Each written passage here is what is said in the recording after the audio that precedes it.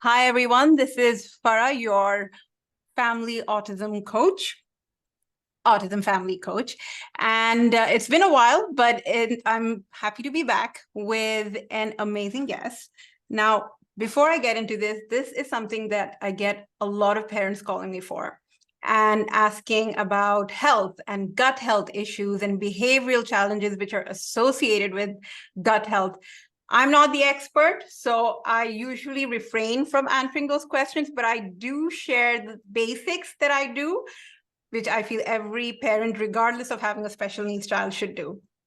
Okay. And every time we see a new behavior pop up, we always wonder, how is this related to health, primarily gut health? So I'm so happy to have with me Batool Mirza. She's founder of the Health Junction. Her journey started off when her son was diagnosed in 2016 with autism. And in her journey to look for answers, she came across this holistic, she learned basically that autism is not something that can be cured by just one type of therapy. It has to be a holistic approach. And I'm so glad I found her, because I completely believe that that is how you work with an individual, regardless of them being on the autism spectrum. It always has to be a holistic approach. So join me in welcoming Batool Mirza. Thank you so much, Batool, for being with me. Thank you so much for having me. Hello, everyone.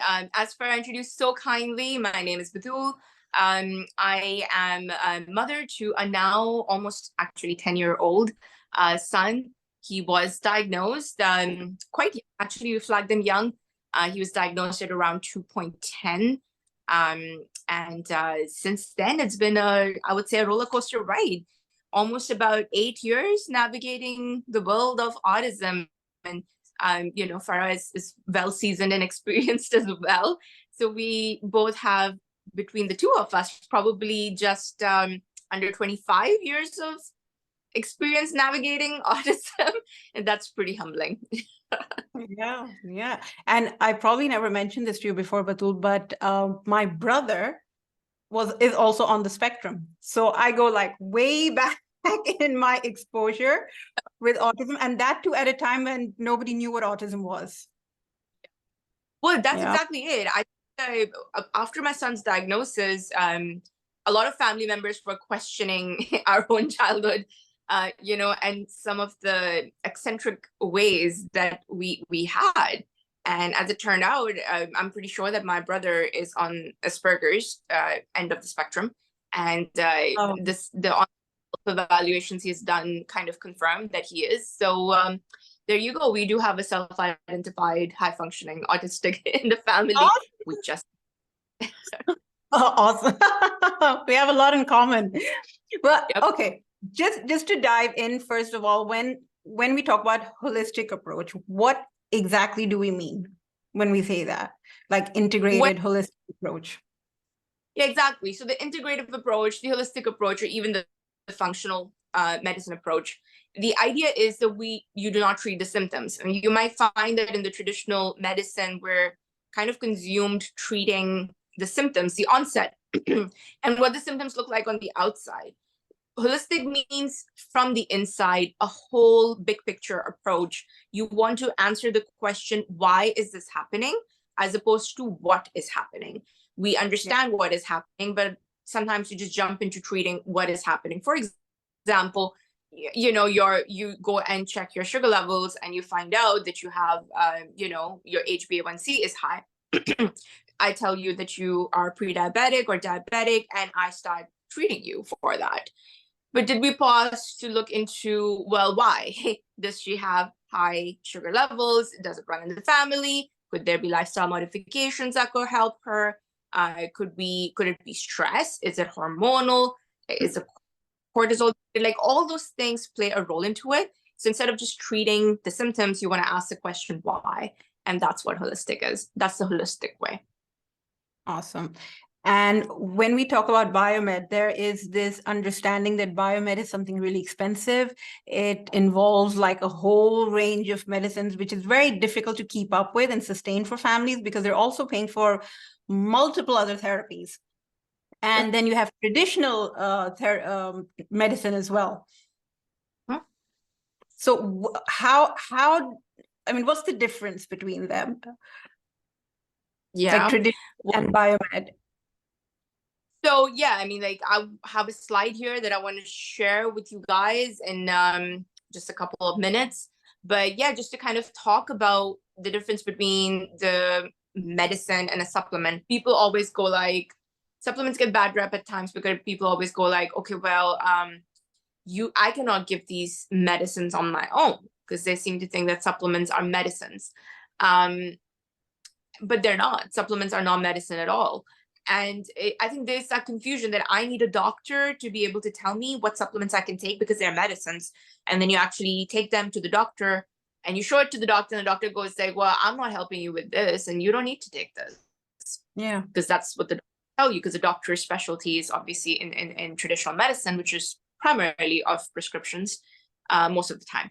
So that is primarily the difference. But I have this wonderful slide that can really help guide this discussion. Let me just share that. And that will really help simplify this discussion and give our community a chance to understand the difference between the two. So on the left side, I have the medicine, and on the right side, I have the supplements because I want to demonstrate the difference between the two. So a medicine is typically your prescription medicine. So it could be for anxiety, ADHD. It can also be for, let's say, diabetes and thyroid. It can also be for seizures in our children. So that's prescription. You need a doctor and a doctor's note for that. But medicine can also be over the counter at times. And these are your typical over the counter medications like your ibuprofen, your antihistamine, you know, the painkillers and things like that.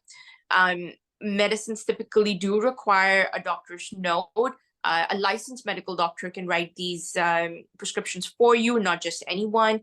And you treat specific things in it. And I think just, you know, in the beginning, me and Farah were having a discussion about treating the symptoms or treating the onset or on the outside of it. And that's what traditional medicine seems to do. Medicine needs to be reviewed often. The dosage needs to go up and down. And that's typically available locally with your local pharmacies. Now let's talk about supplements. And yes, that's where things start to get a little bit confusing because even supplements can also be prescription, but like a few of them, like for example, your D vitamins will, your vitamin D shots will probably be a prescription, or your B12 shots be a prescription because these are higher potencies. They're not available over the counter, do require a doctor's note for that. But stuff like vitamin C or fish oil or your multivitamins, these are all supplements. These are, people confuse them and be like, oh, these are medicines. They're not. These are just supplements.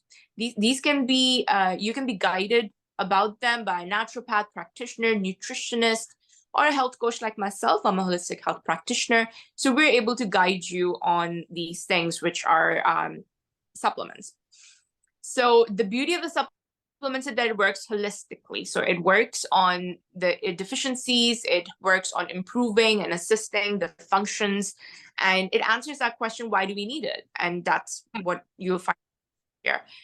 Most vitamins are safe and they do require a bit of management. So you want to work with a couple of, you know, trusted practitioners to make sure that you make the right decision.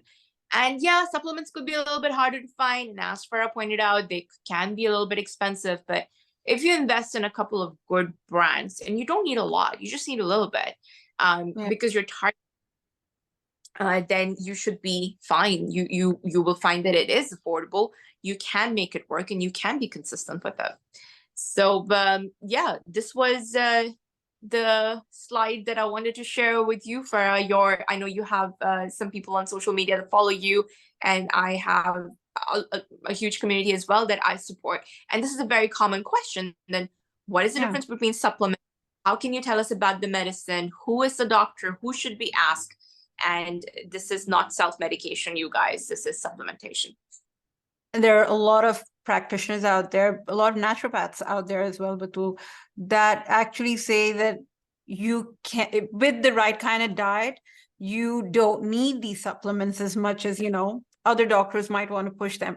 What are your thoughts about that? Like, I mean, are there certain deficiencies that you feel food by themselves can make up for, or do we still need these supplements? And if so, how do we know how much we need?